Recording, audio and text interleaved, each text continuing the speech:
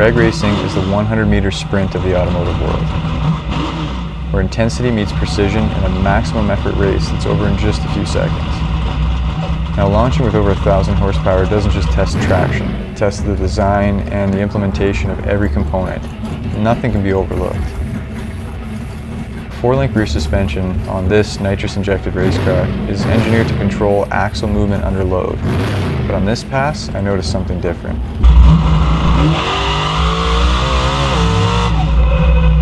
Did you catch it? Hidden beneath the car was a subtle tell that could lead to major consequences.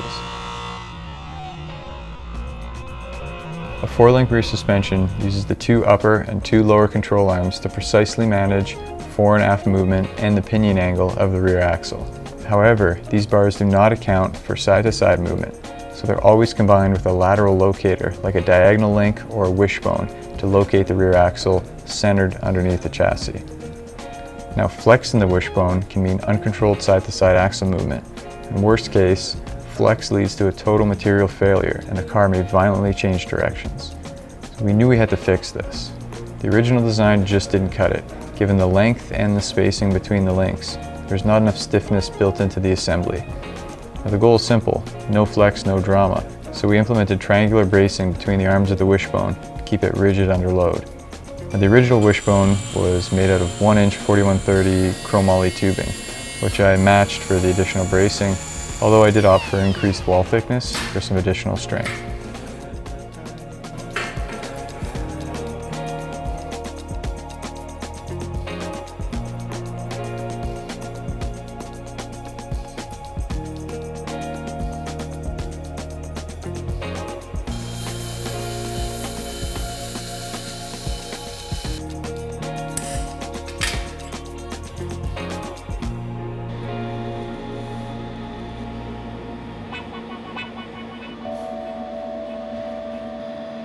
After hand notching the tubes for tight fitment, I TIG welded the assembly, tested the fit, hit it with some paint, and it was back in the car.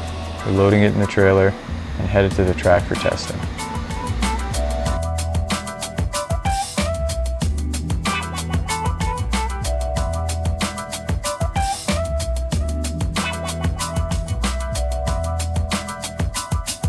Back on track, the difference was clear.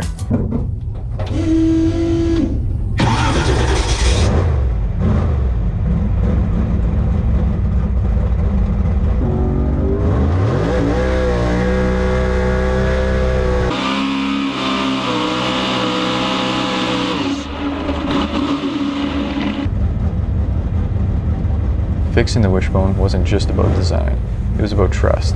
Trusting the car to respond predictably to my inputs, especially in competition at full throttle.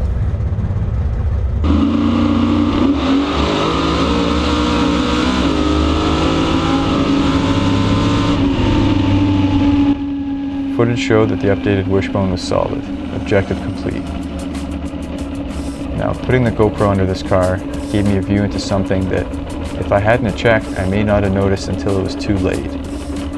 Now, for anyone tuning or building their own race car, it's often the unseen components that can make the biggest difference. So this upgrade now gave me the confidence to push harder, knowing that the suspension would hold up. So stick that GoPro somewhere new. You might learn something, or at very least, you'll end up with some cool footage to share. I'll see you next time.